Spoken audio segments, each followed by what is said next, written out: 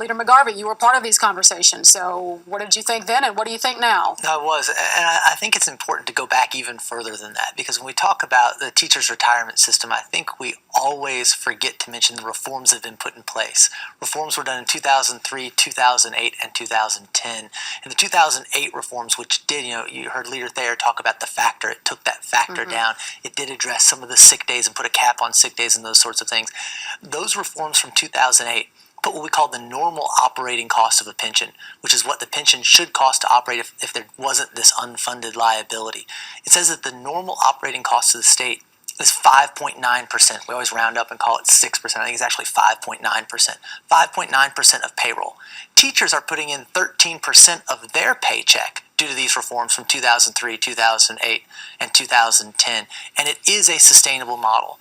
There's actually evidence that if you go to this hybrid cash balance plan for new teachers and there's no inviolable contract, which if there's no inviolable contract, we know what that's going to mean for state workers. We will violate it at some point with a future legislator.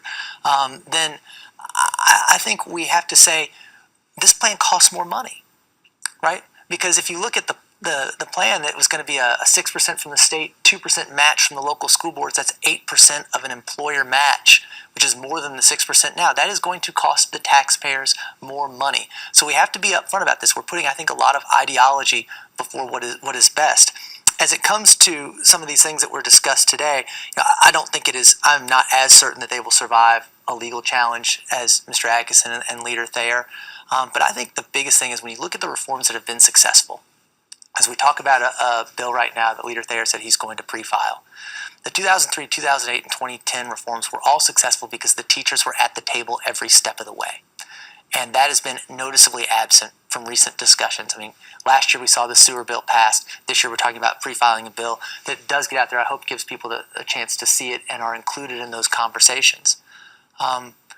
Because we need teachers. And we need to recognize teachers don't get Social Security. This is all they depend on. And the states that have switched to some type of defined contribution system, some of them are looking at going back. Others have showed a real problem in attracting and retaining good teachers. We have a teacher shortfall right now.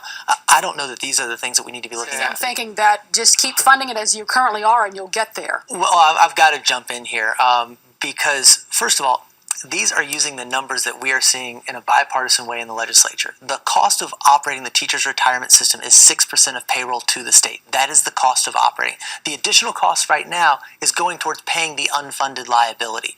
The hybrid cash balance plan that Leader Thayer talks about is 8% cost to the taxpayers of Kentucky. That is more. So I want to talk a little bit about this sort of hybrid cash balance plan and the idea that somehow it's better, it guarantees something. In the hybrid cash balance plan that we saw in the sewer bill last year in Senate Bill 151, what it says is it guarantees that you keep your corpus, as Leader Thayer said. You don't lose what you put in. You get that back. That's called a 0% rate of return. We are guaranteeing a 0% rate of return. But in the previous bill, and I haven't seen Leader Thayer's bill request yet, I don't think anybody has, but in the last bill we saw of that, it was a 0% rate of return averaged over 10 years. We'll take any 10-year period of the Great Recession. There is no 10-year period in which there was a negative stock market return. If we have a 10-year period of a negative stock market return, we have a lot worse problems in this state and this country than just the Kentucky Teachers Retirement System. So there isn't a great benefit, and for the privilege of getting that benefit, the teachers have to pay 15%. 15 cents on every dollar that they earn to guarantee that they have a benefit which they've never needed traditionally in the stock market. So it is not a better system than what public employers offer. To Mr. Bailey's point, you can get wide returns on this. Yes, there's been an actuarial study that shows that maybe under that type of 8% employer match, you could do better. The market circumstances are right. You teach enough years, you do those sort of things. Maybe you could get a better return. Maybe some teacher gets lucky. But I think what we're seeing from the thousands of people calling and coming to Frankfort is that they want the security. There is no Social Security for teachers. They want to know that they have something on which they can retire, they can go and do their jobs and not have to worry about. We talk about portability. I love it how everybody says this is what they want. Well, that is not what I'm hearing from the teachers who talk to me, that they want portability.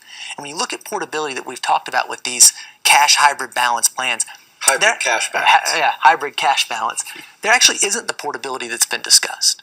When you look at what state employees have right now, yes, it's portable in a way. We should call it portable-ish, because you can only take it with you after it's sat there for at least 5 years. If you take it with you, you get a one-time election where you can take that with you and it's portable.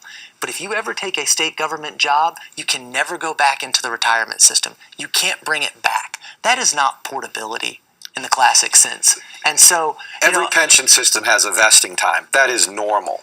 So, but you're talking about you can't have it both ways. It can't be a 401k system or a defined benefit system. So it doesn't have the portability of a traditional 401k system. And I just think we should be honest about that on the front end instead of keep saying portability. That's the greatest factor of this plan when it's not really all that portable.